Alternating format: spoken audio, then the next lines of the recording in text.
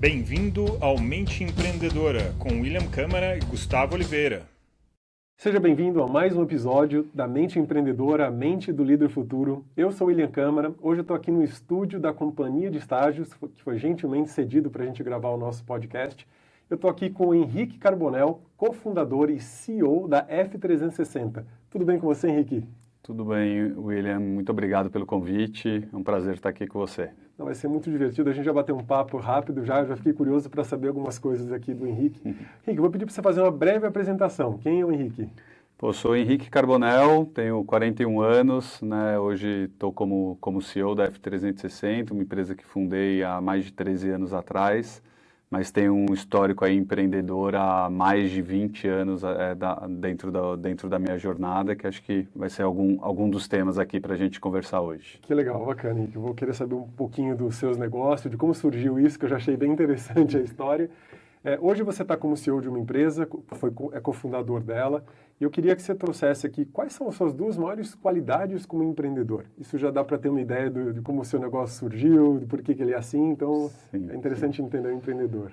Eu acho que, assim, pensando em quais são as melhores qualidades, acho que tem um lado de assumir o protagonismo das coisas, né? Acho que o empreendedor, ele tem por si só encontrar alguma oportunidade e ir atrás de fazer acontecer, né? Então, isso daí eu falo que ter o protagonismo é muito importante, porque isso daqui vai se transformando em transpiração, para em algum momento se tornar inspiração para alguém, porque dentro dessa jornada você vai precisar de mais de uma pessoa para ajudar, né? Mas no começo você tem que assumir o protagonismo, ter muita transpiração, para depois passar a inspirar novas pessoas para darem continuidade, fazer o negócio ser maior ainda, né? E acho que também a adaptabilidade, né? Porque durante toda a jornada você vai encontrar caminhos que você vai acertar na primeira, tem outros caminhos que você vai testar e errar algumas vezes, e o mercado também vão ter momentos que você vai requerer, vai testar a sua adaptabilidade, né? Então, acho que eu destacaria talvez essas duas características aqui que fizeram com que, ao longo de toda essa jornada, buscasse o fortalecimento, né? Então... Que legal. Você trouxe a primeira que você falou sobre protagonismo, né? Isso eu diria que não é só uma qualidade do empreendedor, mas uma necessidade de quem quer fazer as coisas acontecerem. Hoje, muitas empresas contratam a Upskill, que é uma empresa que treina líderes para performarem melhor, né? Que criam identidade do líder. E o maior pedido eu preciso de líderes protagonistas. Que eles tenham a mesma garra, a mesma vontade, a mesma iniciativa que os fundadores têm de fazer acontecer. Porque, por mais que a pessoa esteja lá, ela comprou a ideia, às vezes ela não tem competências para fazer aquilo. Então, quando você traz isso como sua qualidade, isso foi uma habilidade que você talvez tenha desenvolvido ao longo da sua vida, mas que foi fácil você transformar isso num negócio, né? Num empreendimento. Então, isso te diferenciou de muitas outras pessoas que não quiseram dar esse passo. Eu acho essa capacidade, assim, ela é essencial para sobreviver num mundo cada vez mais cheio de desafios, né? Com muitos desafios pela frente. E adaptabilidade, eu digo que é uma das maiores habilidades do futuro. A gente está vendo cada vez mais mudanças, e mudanças antes nunca experienciadas. A gente teve pandemia, estamos numa fase de guerra, cada hora aparece alguma coisa diferente, e quem absorve muito desse impacto, né, do cenário, desse cenário mundial, muitas vezes é um empreendedor que está ali no dia a dia e ele tem que inovar, ele tem que ser ágil para adaptar. Adaptar a forma de lidar com os negócios, adaptar a forma de lidar com as pessoas. Então, você está super bem encaminhado aí com duas habilidades fantásticas aí. Parabéns. Valeu. Legal, Henrique. Entender um pouquinho qual é o teu estilo, né, de líder, de empreendedor. E agora eu queria saber, você tem uma trajetória empreendedora muito interessante. Eu já vou querer saber mais detalhes dela, mas qual foi aquele momento na sua trajetória empreendedora que você falou, isso aqui eu acertei? O seu maior acerto que fez você talvez chegar onde você está hoje? Will, eu acho que é difícil destacar um grande acerto, né? E eu olho muito e falo bastante, né, com todo o meu time da importância da consistência ao longo da jornada, porque se a gente espera um único acerto, a gente sempre vai achar que a gente está esperando uma bala de prata. E, pô, muitas vezes acontece uma bala de prata e você realmente consegue disruptar em alguma determinada coisa. Mas o que realmente faz a diferença é a consistência ao longo desse caminho. Para você atingir a construção a médio e longo prazo, é a consistência desses pequenos curtos prazos que você tem, né? Então, eu acho difícil destacar assim, um único ponto, mas se eu tivesse que destacar alguma coisa, é a disciplina de ter a consistência no dia a dia, que acho que uma grande inovação, ele não vai nascer também da noite para o dia. Requer ali, pô, de você encontrar a oportunidade, de você se dedicar a mapear toda essa oportunidade, entender o que pode ser desenvolvido em cima disso e depois começar a ter esses passos de execução, né? Então, eu acho que quando a gente está esperando, né, uma eureka, a famosa bala de prata, às vezes a gente está perdendo a oportunidade de construir algo consistente, buscando, né, algo sustentável de longo prazo, né? Então, acho que isso daqui que faz a diferença em um negócio para perdurar, né? E acaba sempre esperando um atalho, né? Uma grande sorte. Exato, que vai mudar tudo. e olha que eu trabalho com tecnologia, né? Onde realmente você acha que você sempre vai encontrar algo disruptivo. Mas, pô, mesmo em tecnologia, é algo exponencial, mas é um pouquinho todo dia, não tem atalho. Né? Acho que é um pouco todo dia que vai fazer a diferença, né? A gente estava até falando de esporte, né? De performance, o quê? O esporte também é um pouco todo dia, né? Então, acho que na vida eu busco também trazer isso daqui como uma característica e um olhar para as coisas. Né? Eu acho que você foi super assertivo, trazendo a importância de ter, do grande acerto ter sido a disciplina e a constância de seguir o caminho que você já acreditava. Né? Exatamente. Às vezes acontece, né? Tem alguma coisa uma decisão que você toma que faz a diferença, ou realmente algum acontecimento que te coloca numa direção X, mas você tem razão. A disciplina e a constância pode ser a grande decisão, o grande acerto que você teve na vida foi isso. Né? Supera qualquer erro e qualquer acerto, né? A disciplina e a constância, você vai corrigindo o caminho também, né? Sim. Aprendendo e corrigindo. Eu tive na minha trajetória clientes que eu atendi que acabaram me abrindo portas que realmente mudaram todo o rumo do que eu estou fazendo aqui hoje. E eu estou num momento parecido. A gente está começando com um cliente realmente que tende a mudar o rumo da upskill dos próximos anos. Então, às vezes acontece, né? De uma decisão, né? Um acerto, uma conexão que você fez ali que faz diferença. Sim. Mas eu gostei da sua resposta, muito bom. Boa sorte com o cliente. Já está dando já. E teve algum momento da sua trajetória como empreendedora onde você considera que aquilo foi um erro, ou um grande aprendizado ali, que aquilo te marcou? Eu te pergunto isso, tanto na parte do acerto, quanto na parte do erro, quanto na parte das qualidades que você se enxerga como empreendedor, porque muitos empreendedores que ouvem a gente, eles têm a sua identidade, as suas qualidades. E às vezes eu ouvi a experiência de alguém que já trilhou um caminho, não melhor nem pior, só diferente do seu. Poxa, eu preciso ficar atento a isso, porque isso uma hora pode me dar um trabalho, né? Sim. Então, te perguntar, teve algum erro, algum aprendizado que te custou caro na sua trajetória? Acho que erro e aprendizado tem diversos, né? Todo dia. Mas eu acho que, e até por uma característica minha, eu acredito muito nas pessoas, assim, e sempre olhando muito do lado de bom senso das pessoas. Mas o que é bom senso para mim, às vezes não é o bom senso para você. Né? E não tem certo ou errado, né? Mas eu sempre olhei muito mais por isso e tomei diversas decisões nesse caminho de que, não, vai dar tudo certo. E, no fim, acho que tem outras coisas que impactam também decisões do outro lado da mesa, que a gente também tem que respeitar e também tem que olhar. Mas isso daí foi um grande aprendizado que até hoje é uma característica que eu carrego na minha vida pessoal e também na profissional, né? Acho que no fim é tudo a mesma coisa. Sempre acredito no lado positivo ali das coisas e sigo firme nesse caminho. Muitas vezes deu certo, algumas outras vezes deram errado, mas hoje em dia acabo sendo um pouco mais, às vezes, pragmático em algumas situações de decisões relevantes, né? Decisões menores eu sigo nesse caminho, mas em decisões mais relevantes eu acabo sendo um pouco mais ponderado nesse sentido e acho que foi um aprendizado ao longo da jornada, né? Você tocou num ponto muito interessante, né, sobre, bom, vamos acreditar que todo mundo está aqui fazendo bem, né, que todo mundo quer chegar num lugar interessante, quer fazer a coisa prosperar, quer expandir, quer fazer mais, né? Mas, infelizmente, nem todo mundo está com esse mindset, né? Sim. E a gente acaba tropeçando em pessoas que não estão lá com as melhores intenções ou que, como você falou, né, tem interesses desalinhados, né? São diferentes. O meu bom senso é diferente do seu e assim vai. Sim. E a gente acaba escorregando, eventualmente, em alguns interesses desalinhados. Isso custa caro, né? Ou atrasa algum projeto, né? Exato. Então é um ponto para a gente ficar atento. Mas, ao mesmo tempo, eu penso como você. Eu gosto de acreditar que aquela pessoa vai seguir no melhor bom senso possível. Sim. Que eu acho que a gente abre um caminho de reciprocidade, de que aquela confiança ela pode ser estabelecida num nível alto. Ou seja, eu estou aqui para quero te ajudar a crescer.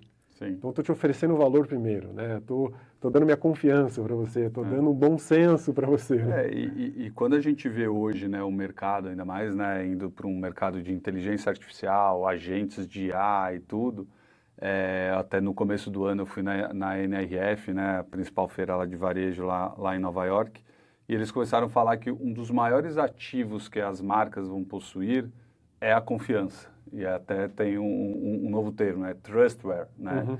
E é o que a gente está falando aqui, né? Acho que a confiança você constrói sendo transparente, acreditando nas pessoas, tem um limite de confiar e ser inocente, né? Acho que é esse limite que é muito tênue e que com experiência a gente vai conseguindo calibrar, mas no fim hoje as marcas têm que trabalhar cada vez mais essa confiança, e aí é confiança nos dados, nos relacionamentos, nas atitudes que a empresa tem, porque hoje todos os consumidores ficam sabendo de tudo, não tem mais, né, como esconder, são relações de pessoas com pessoas, não importa se é B2B, B2C, B2B2B, no fim são pessoas ou agentes, mas a gente tem que ter sempre uma confiança muito grande e hoje isso daqui é visto como um dos ativos mais importantes da empresa, né? Então, acho que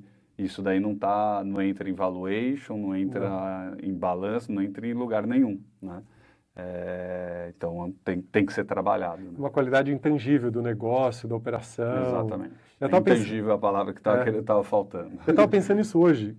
Estava trabalhando lá com o meu assistente, o Claude, e trocando informações. Eu falei, caramba, como eu confio nesses caras. Sim. Eu estou colocando informações ali muito, muito importantes para mim. Essa informação não poderia estar nesse agente, mas eu tenho uma confiança, entre aspas, né, que vai dar tudo certo ali. E, ao mesmo tempo, essa mesma confiança eu vendo para os meus clientes. Então, há 2 anos atrás, nós contratamos uma consultoria bem cara, inclusive, para realmente colocar toda uma governança de dados na nossa plataforma para trazer isso, certificações, para que o nosso cliente, quando entra na plataforma, toda a informação dele está segura. Até fora, nem a gente tem acesso a isso. Então, fica uma coisa blindada, segura, para que ele não seja exposto em nenhum aspecto. Então, isso também traz uma confiança para quem tá recebendo o nosso serviço. Então, a gente tem essa troca de confiança o dia todo, né? Com qualquer fornecedor, cliente. Eu acho que isso talvez seja uma grande qualidade. Talvez, quem sabe, né, começa a ser medida no futuro, a gente nunca sabe, né? De alguma maneira. Pode ser um grande ativo aí, né? Legal, a gente já conheceu um pouquinho sobre você. Agora eu quero saber um pouquinho sobre o seu business. A gente já começa a entender um pouco mais sobre quem é você como líder, como empreendedor, e a gente desenhar algumas perguntas mais alinhadas aí, né? Então conta pra gente o que é a F360, de onde ela surgiu, quero saber até a história de origem. Boa, boa. Bom, a F360 ela é uma plataforma de gestão financeira para o pequeno e médio varejista, onde a gente faz toda a operação financeira do cliente, né? O cliente ele faz a operação, mas ele utiliza toda a nossa plataforma, desde o fechamento de caixa até conciliação de cartão, banco, gestão de contas a pagar, a receber, para que ele tenha uma visão gerencial do negócio dele, né, tenha a visão de fluxo de caixa e DRE. Então, a gente substitui qualquer tipo de planilha que esse pequeno e médio varejista tenha, e ele ainda não tem um nível de governança para estar dentro de um RP, de um SAP, de um Oracle, qualquer coisa desse tipo. Então, a gente atende essa camada aqui de clientes que acabam muitas vezes sendo muito mal assistidos quanto às soluções de back-office e, infelizmente, a gente vê muitas lojas, né, aqui no Brasil fechando, não porque o negócio é ruim, e sim por falta de gestão financeira. Porque você tem diversas características no varejo aqui no Brasil que fazem com que você tenha características de ciclo financeiro desfavorável, diversos pontos nesse sentido, onde esse público acaba não tendo essa visibilidade e não consegue ter ferramentas de gestão para conseguir ter essa visibilidade.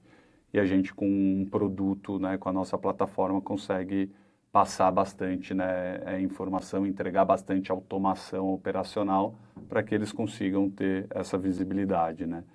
E a F360, ela nasceu dentro de uma dor que eu tinha também, né, como franqueado, como varejista. A minha família tem um grupo de franquias, né, todas aqui na Zona Leste de São Paulo, e eu comecei a trabalhar com eles, né, vinha de banco, trabalhei algum tempo em banco, e quando eu comecei a trabalhar com eles, eu logo me dediquei ali na área financeira e encontrei um processo financeiro que meu pai tinha estruturado que era muito bem feito. Era muito bem feito, ele todo feito em Excel e com processo funcionando, não era somente a ferramenta, era o processo, né? E aí por isso da consistência, né? O processo é todo dia também. E só que era tudo feito em Excel, com uma volumetria de dados ali importante, e a gente começou a crescer o nosso business de franquia num ritmo importante, saímos de 5 unidades, fomos para 15 unidades, e aí todo aquele Excel, aquele processo já estava virando um gargalo para a gente continuar podendo crescer o nosso business, né? E aí foi quando eu comecei a mapear, varrer mercado atrás de alguma solução para que a gente conseguisse implantar e trouxesse muita eficiência operacional para o nosso negócio. E aí foi quando eu vi que o mercado era muito mal atendido em soluções de back-office com uma alta volumetria de dados, né? Eu falei, cara, eu tenho essa dor, conhecia vários outros franqueados da marca que também tinham essa dor, de diversas outras marcas também. Eu falei, tá bom, e se for além de franquias, o varejista também, pô, eles também, né, fui validando que também tinham essas dores. Eu falei, cara, então acho que a gente tem aqui uma oportunidade de um novo business, não, né, não somente um projeto para a gente resolver a dor aqui do nosso negócio principal, né? E aí foi quando eu resolvi fundar a F360, né? Hoje já são quase 14 anos atrás, com o objetivo de ser uma plataforma única que integrasse todos esses processos. E hoje a gente tem mais de 15 mil clientes no Brasil inteiro, já temos aí um nome bem conhecido aí no mercado, principalmente dentro do franchise e agora caminhando para fora do franchise também. Legal, mas a tua especialização é no varejo. É no varejo. Tá. Eu adoro negócios que saem de uma necessidade real, porque realmente não tinha uma ferramenta adequada no mercado. Sim. E você simplesmente, precisamos desenvolver uma para resolver o nosso problema, mas tem muita gente precisando, né? Você tem milhões mais de 1.000 clientes, aqui são 15 mil clientes. 15 mil clientes. 15 mil clientes também precisam dessa ferramenta. E como é que eles estão sobrevivendo? Então você está fazendo a diferença aí nessa operação. Né? Exatamente. E é um nicho muito grande, a gente não tem ideia, né? Tem muitas grandes empresas, mas tem milhares e milhares de pequenos e médios negócios que precisam dessa ordem, né? Desse processo que, às vezes, quando falha, pode quebrar um negócio. Exatamente. Né? Então, parabéns aí pela iniciativa, eu gosto da história de origem, porque ela traz um pouco de veracidade. Sim. Tem muito negócio que surge não por uma necessidade real. Ele é supérfluo. Ele não precisaria, mas ele vende. Tem mercado, e não está errado. Sim, sim. Mas eu, como engenheiro, quando eu vejo uma necessidade real, é um êxtase. Alguém que construiu uma ferramenta para resolver um problema real mesmo. Meu pai, ele até brinca, ele também é engenheiro, né? E ele até brinca, ele fala, pô, eu fiz o processo, montei as planilhas, só que aí veio alguém que é muito mais preguiçoso do que eu e quis criar um produto para automatizar ainda mais, né? Então... Mas, no fim, é realmente isso, porque eu também identifiquei que, falei, pô, se a gente não trouxer alguma plataforma que nos possibilite crescer mais o nosso negócio de franquias, vai ser um limitador do nosso crescimento, né? Então, eu olhei como oportunidade de negócio, falei, pô, mas se tudo der errado, eu estou resolvendo também uma dor super importante do business principal aqui. mas olhando no mercado naquela época, né, há 14 anos atrás, tinham mais de 2 milhões de pequenos e médios varejistas no Brasil. Falei, meu, se eu tiver 1% desse mercado, eu já estou com um negócio grande o suficiente para identificar aqui, né, e ter um projeto importante aqui para tocar. E graças a Deus e graças ao time que também foi sendo construído ao longo dessa jornada, deu super certo e ainda temos muita oportunidade pela frente. Né? Que legal, já está bem consolidado, 14 anos no mercado, a coisa já está fluindo bem, né?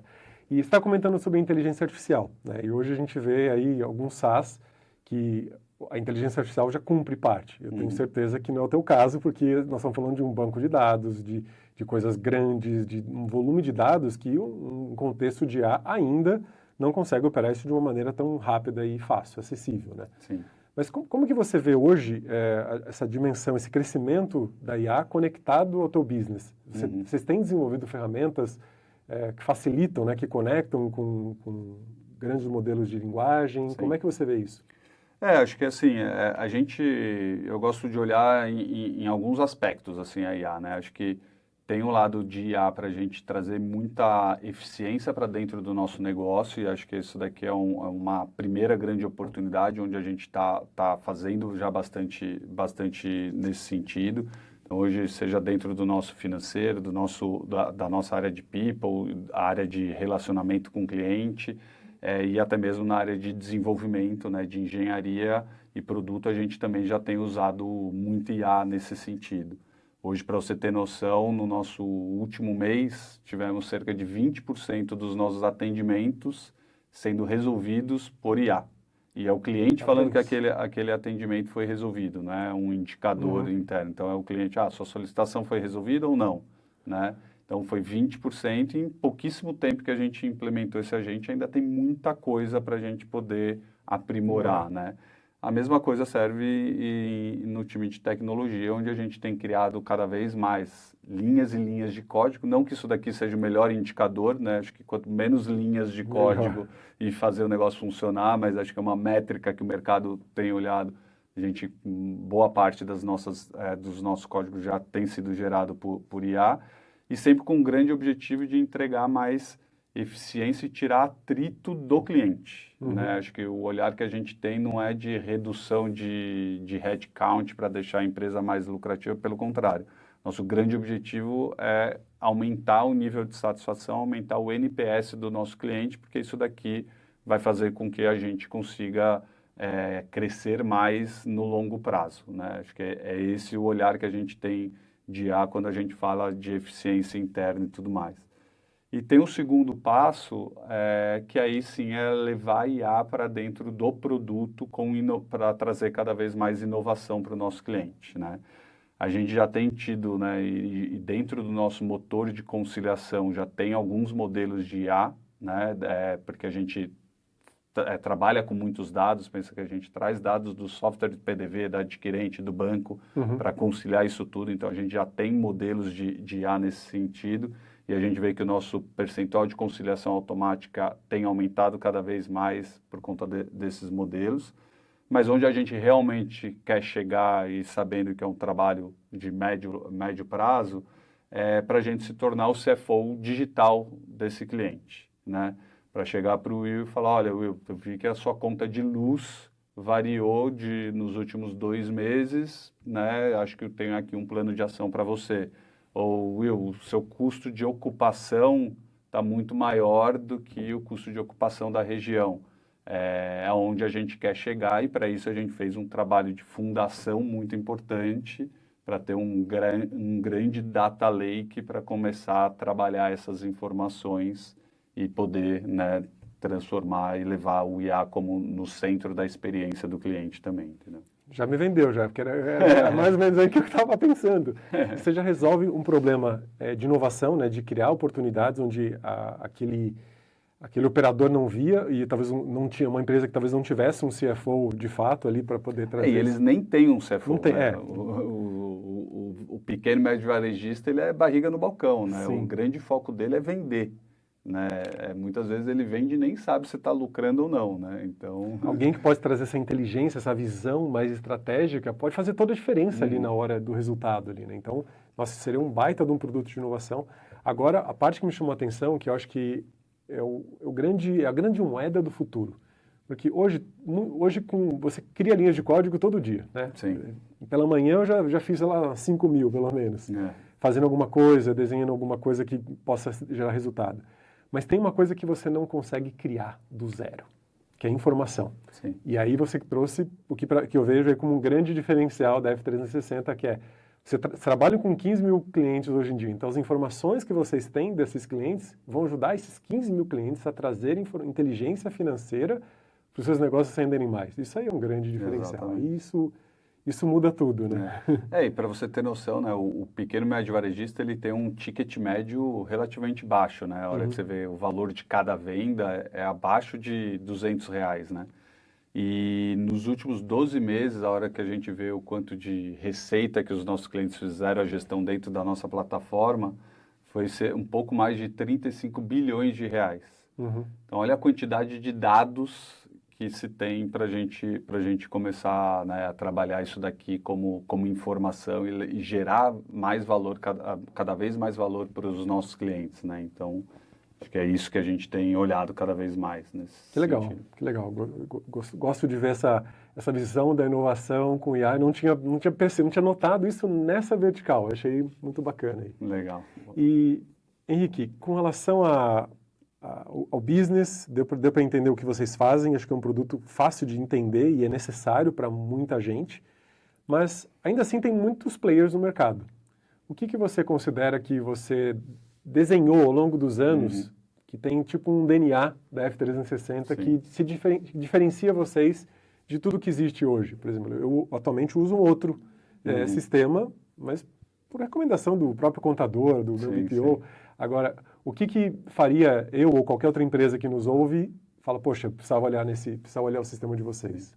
Acho que é um ótimo ponto e acho que a principal característica é o fato de ter nascido realmente da dor, né? A gente criou um produto, um processo que resolve a dor do pequeno e médio varejista, né? Então, acho que tem inúmeras outras boas plataformas, certamente uma das que você usa, mas que buscam endereçar todas as verticais da economia.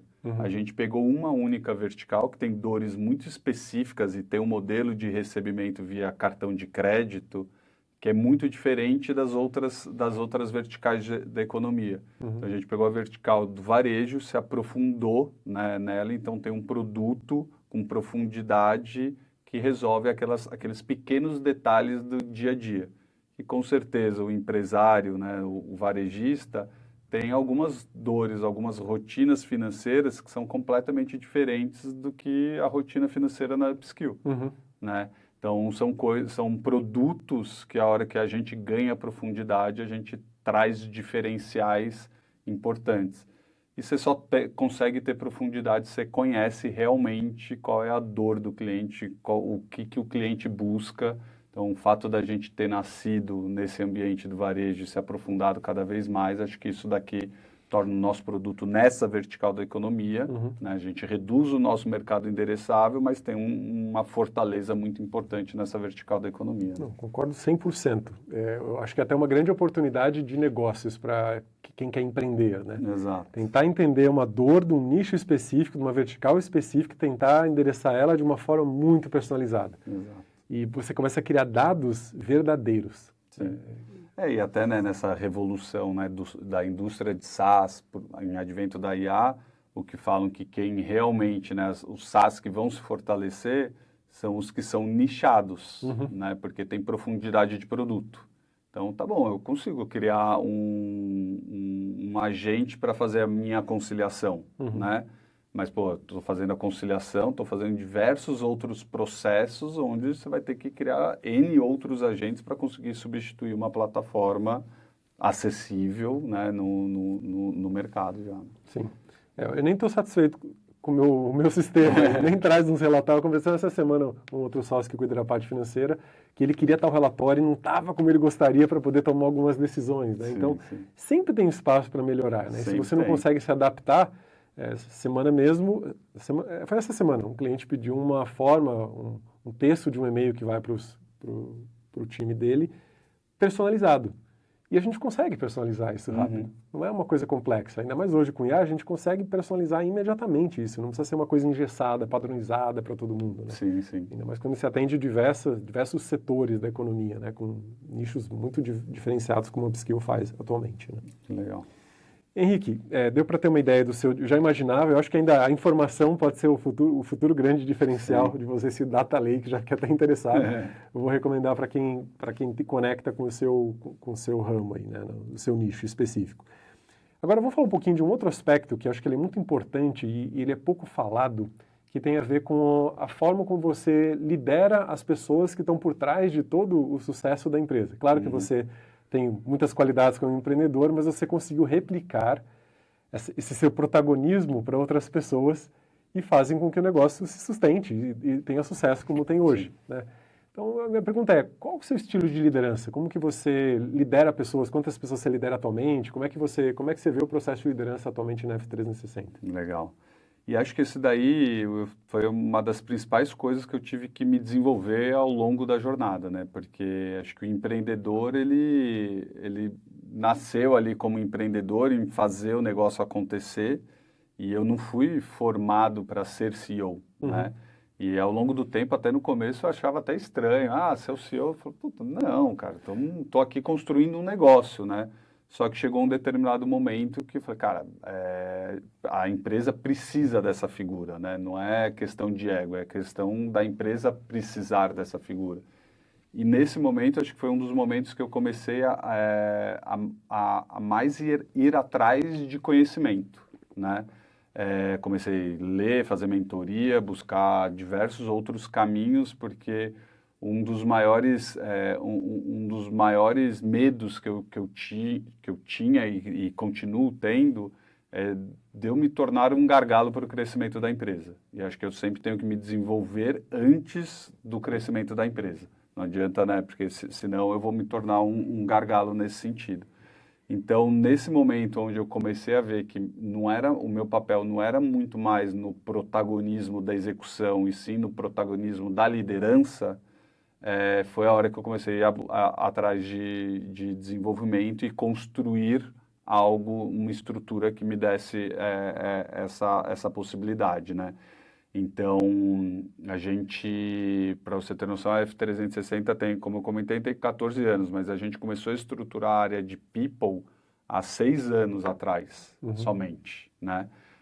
Mas a gente sempre sentiu que, tínhamos ali uma cultura que era muito boa, né? Que as pessoas se sentiam pertencentes àquela cultura.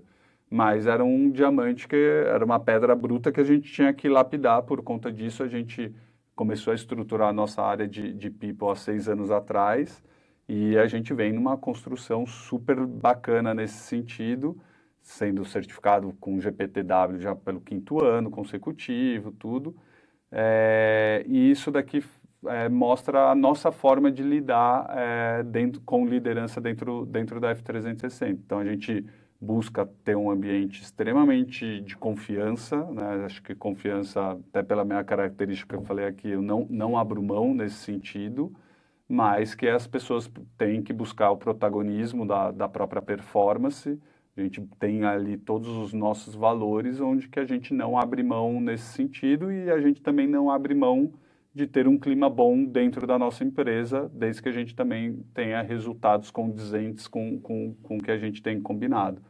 Então, acho que a minha liderança é uma liderança que eu tenho buscado, né, trabalhar cada vez mais em quais são os nossos combinados objetivos e buscar delegar bastante nesse sentido, mas sem deixar de acompanhar quais são os nossos indicadores, os nossos resultados para que a gente consiga continuar crescendo. É um baita de um desafio, porque a minha característica sempre foi muito mais executora do que realmente esperar as coisas acontecerem. E até falo às vezes para o meu time, eu falo, às vezes eu que sou meio paranoico aqui, mas certo ou errado, às vezes a gente precisa também estar próximo para fazer o negócio acontecer e sair da inércia em alguns sentidos, né? Eu acho que você trouxe um ponto aí que deve ser muito comum a muito empreendedor, né? essa capacidade executiva, de executar, né, de fazer, colocar a mão na massa e fazer, tem a ver até com o teu protagonismo, né? A gente precisa externalizar, produzir algo. Só que chega um momento que ou você muda, né, essa visão confiando nas pessoas para fazerem bem feito como você, ou você fica limitado àquilo que você consegue colocar a mão. E o tempo que a gente tem, né? Exato. E, cara, eu acho que isso daqui, hoje em dia, é uma das principais dores que eu tenho, assim, sabe? Você tá inquieto de ter coisas que você acha que tá demorando muito para acontecer e falar, cara, isso daqui faz parte do processo, né? Ou seja, é confiar realmente no seu time, né? E esperar o tempo das coisas acontecerem.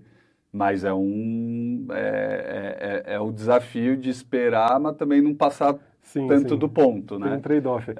Eu não sei se você já experienciou isso também, mas eu vejo muito, hoje com o IA, você pode pedir para a gente fazer uma coisa que às vezes ele consegue fazer muito mais rápido. Então hoje eu tenho com o meu time mais trabalhado em como você conseguir respostas mais eficientes, né, dos agentes, para que você otimize seu trabalho, para o time todo ganhar velocidade. Porque eu sinto exatamente a mesma coisa esse processo. Quando a gente trabalha com empresas maiores, gigantes ali, você nota que a velocidade é diferente.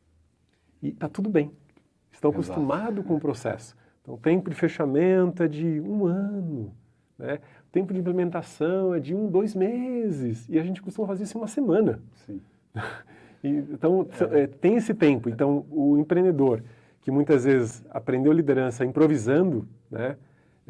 Aprendendo uma coisinha aqui, uma coisinha ali, na prática mesmo, que eu acho que tem seu valor, porque você mantém muito a cultura, como você comentou, né, de construção. Eu acho que isso ganha pontos, multiplica a confiança que é tão importante para você. Mas, ao mesmo tempo, ainda faltam alguns elementos ali que poderiam equalizar essa diferença de timing, né?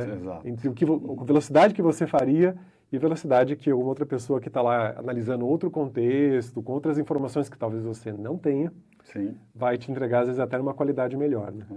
E aí é confiar nas pessoas e principalmente ter pessoas melhores do que você nas posições específicas, né? Então, certamente, às vezes, é um processo que eu sinto, né, a necessidade, que a velocidade, que o pace não está da maneira, né, que deveria estar, mas o desafio olhando no todo, estamos fazendo muito mais coisa do que daria para ser feito sozinho, né? Então, acho que é dessa maneira que tem que passar a ter esse olhar, mas o empreendedor é inquieto, né? Então...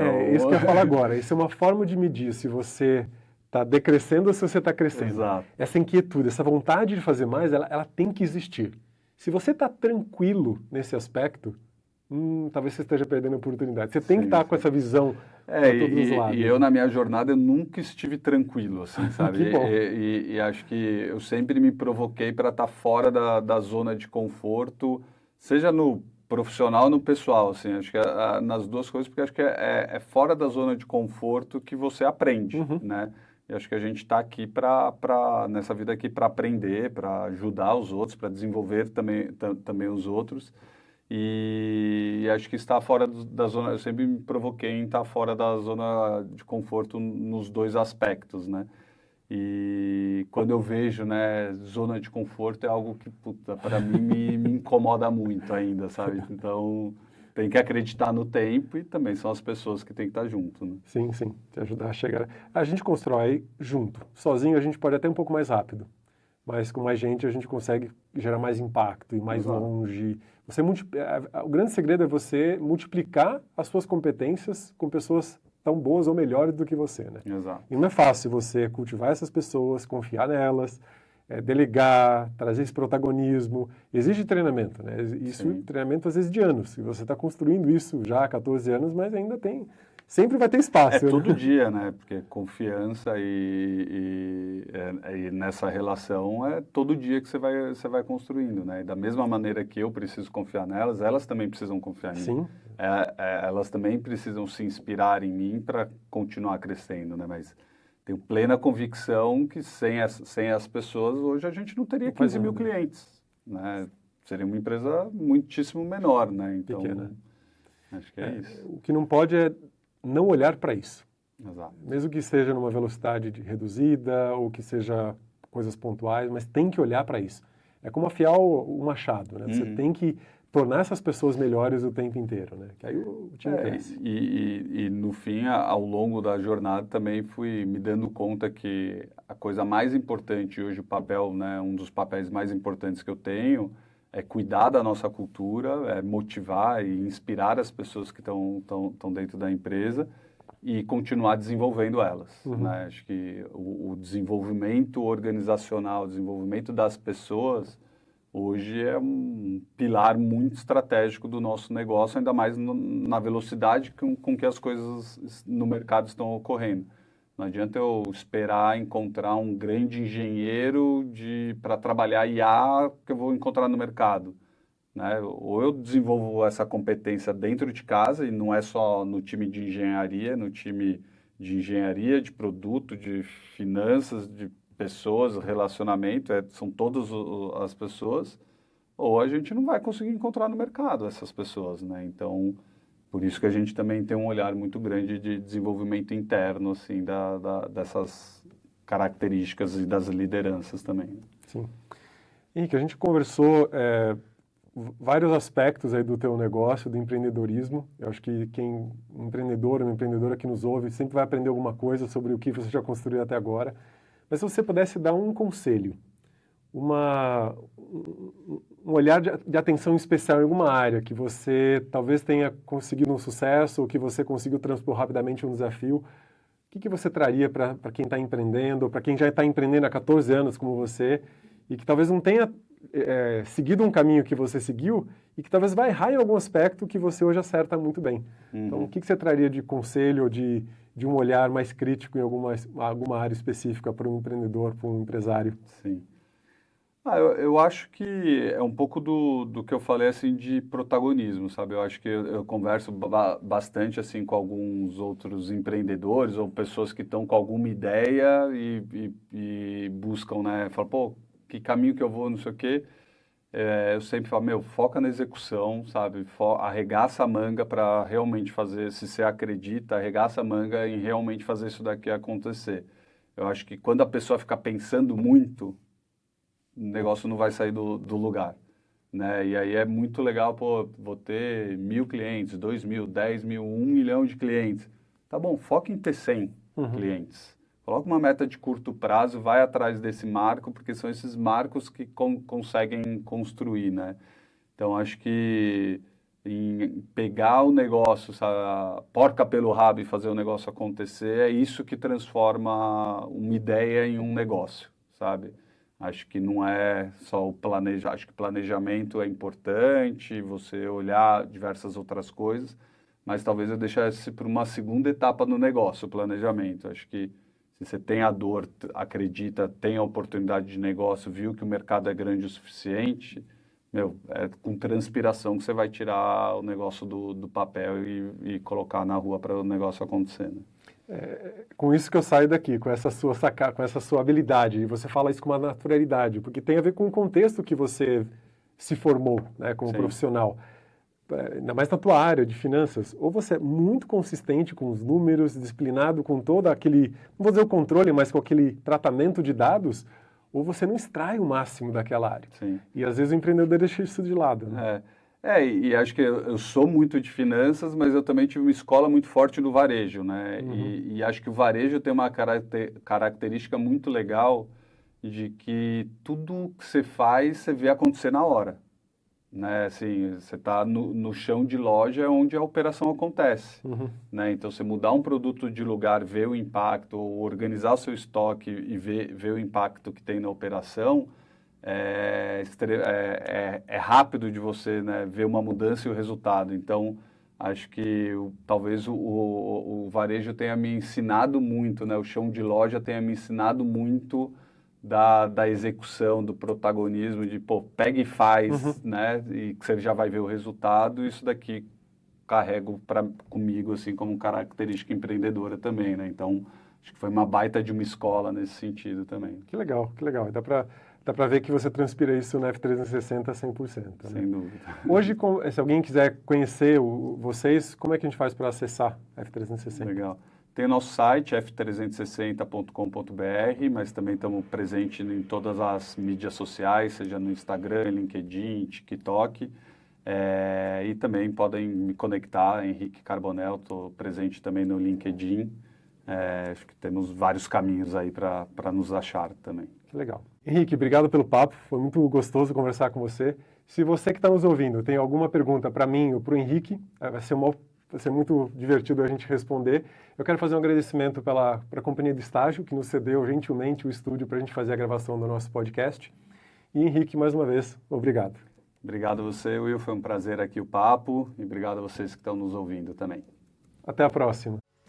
Se você gostou do que falamos nesse episódio e quer ficar por dentro de mais conteúdo e atualizações, ou ainda mandar sugestões de temas do que você quer ouvir por aqui, siga o Instagram, @a mente do líder futuro. Até o próximo episódio.